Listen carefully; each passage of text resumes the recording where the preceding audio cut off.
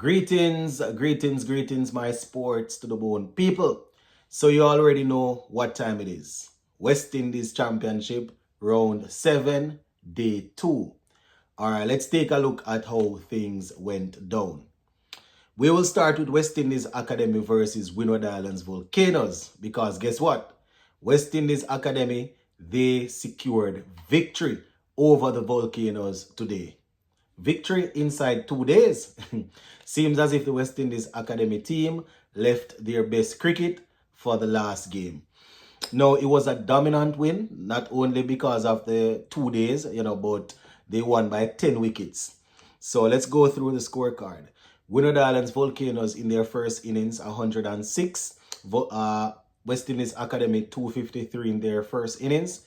Windward Islands Volcanoes once again bowled out for under 200, 181. West Indies Academy got to their target, finishing off at 35 without loss.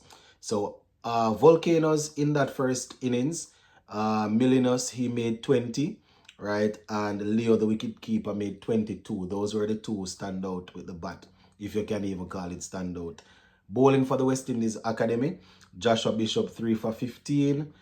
We saw Nathan Edward, Kelvin Pittman, and McKenny Clark all picking up 2 wickets apiece. The West Indies Academy team in their first innings batting, that 253, which we'll just look at a couple guys because we looked at their batting yesterday. Just a couple guys. Justin Jagassar, he got 42 from 74. Teddy Bishop, the captain, 56 from 75. We also saw Bowen Tuckett with 45. Now, bowling for the Volcanoes, it was Kenneth Denver who did most of the damage, 6 for 45.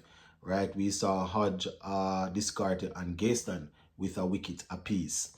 Now, I think this is where we left off now. So, Windward Islands Volcanoes batting a second time, 181 all out. Milius batting a second time, 40 from 59. He was supported by Captain Alec Arthanes, who got 41 from 57. Shadrick, he got 32. And we saw Sirius at the end getting 16. Now, bowling for the West Indies Academy, it was Lane that really did most of the work. He got 6 for 30 in 13.1 overs. He was supported by Joshua Bishop with 2 for 73, while Nathan Edward had 1 for 27. So that 181 there, not the amount that they were looking for. And as I said, West Indies Academy finishing off with 35 without loss. Akeem Ogie is getting majority of the score, 33 from 17 not out. Justin Jagassar, 2 from 4. So Ogie's, made sure that the team got across the line without any problems there. So congratulations to the West Indies Academy for winning this final game in their season. All right, let's take a look at, as I'm recording this, there is one game still going on. We have Leeward Islands versus Barbados Pride. So we'll look at that one last. All right, let's take a look at Jamaica Scorpions versus Combined Campuses and Colleges. Very interesting game we have going on here. I will just give you a quick recap of the first innings, and then we'll just jump into the second innings where I left it last night when I did that recap. So let's just get into it quickly. West Indies, Jamaica Scorpions batting first, 133 all out. Combined Campuses and Colleges, 327 in their first innings. Jamaica Scorpions batting a second time, 206 for 5. That's where they finished off. So they are trailing by 12 runs with 5 wickets in hand. All right, let's just pick things up. Let's pick things up at Combined Campuses and Colleges batting in their first innings. Jeremiah, he got 69. We spoke about that last night. Paris getting 112. Want to say congratulations to Paris, getting that century there of 179 balls. Very impressive. 11 fours and 2 sixes. He was supported by Larry Edward, who got 44 from 92. So those were the main contributors there with the bat. Bowling for the Scorpions in the first innings, Marquino Minley 1 for 28, Pete Salmon 2 for 74, Brad Barnes 2 for 78. But the pick of the bowlers, That was Abjaiman Singh getting 5 for 91 from 18.3 overs. Now, the Jamaica Scorpions batting a second time, as I said a little earlier, 206 for 5 at the close of play. John Campbell retired, not out hurt, 33 from 44, 6 fours. Brandon King, he made 1. Kurt McKenzie, 8. Jermaine Blackwood getting 26. And we saw Javel Glenn getting another good score, 86 from 98 with 10 fours and 2 sixes. Good to see him getting another good score there. Brad Barnes got 30 from 53. Those were the main contributors. Alden Thomas will resume on 7. Abjaiman Singh on 2 as the Jamaica Scorpions look to get past combined campuses and colleges and try to get some runs set for them.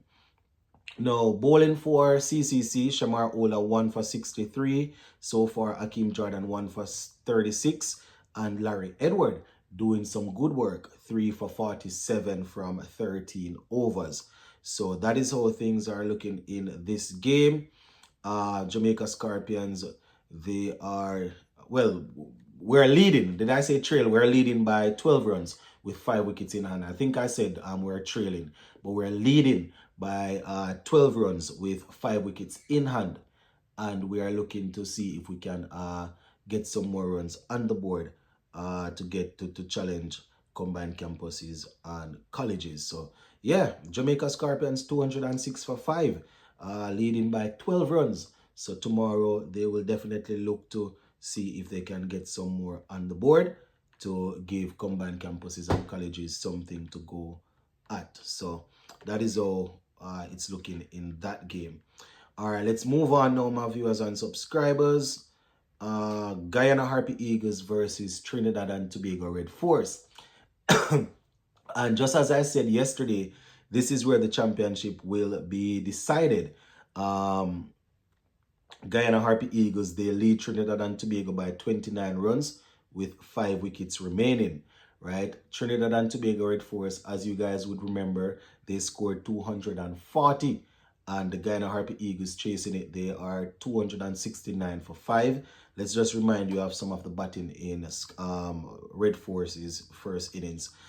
Gooley, he got 58 off 164. Very solid knock. You know, he was definitely needed at the crease for a period of time and he stayed. Cooper, he got 50 from 99. Da Silva, 25.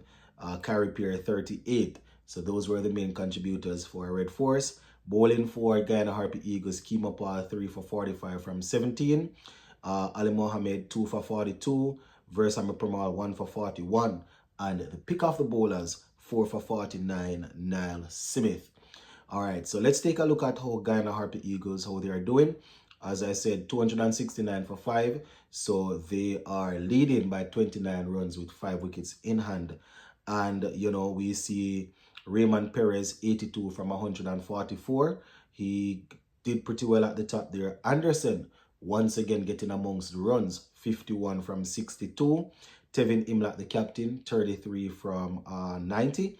And Kemal Savori, 32 from 79. Kevin Sinclair is there on 21. Kimo Paul on 18.